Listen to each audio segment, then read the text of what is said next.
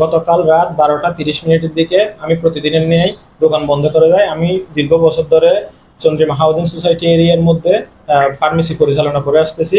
আর গতকাল আমি 12টা 30 মিনিটে যখন দোকান বন্ধ করে প্রতিদিনের নিয়ে বাসায় চলে যাই, পরদিন সকালবেলা 9টার সময় এসে আমি দোকান খুলি।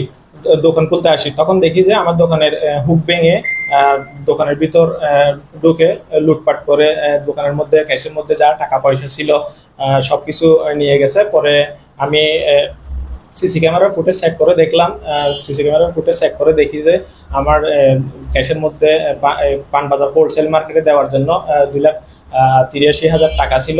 আর মন্দিরের একটা দান বক্স ছিল, ওই দান বক্সের মধ্যে আমি প্রতিদিন 100 টাকা করে রাখতাম। ওইখানে আপনার 14,000 টাকার মতো থাকবে। আর মায়ের একটা গলার চেইন, আর আমার একটা হাতের ব্রেসলেট, আমার এখানে 1.5 ভরির মতো স্বর্ণ অলঙ্কার ছিল, সবকিছু ওরা লুটপাট করে নিয়ে গেছে। আমি সিসি ক্যামেরার ফুটেজ দেখে এখনো পর্যন্ত এদেরকে শনাক্ত করতে পারি নাই।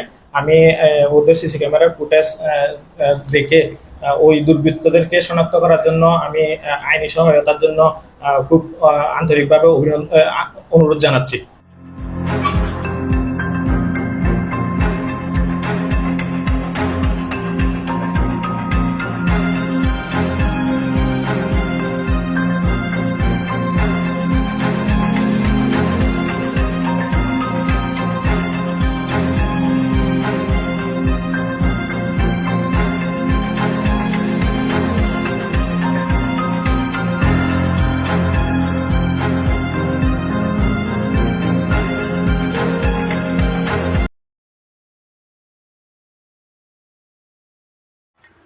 কক্সবাজার উন্মুক্ত সংবাদ, ব্রেকিং নিউজ।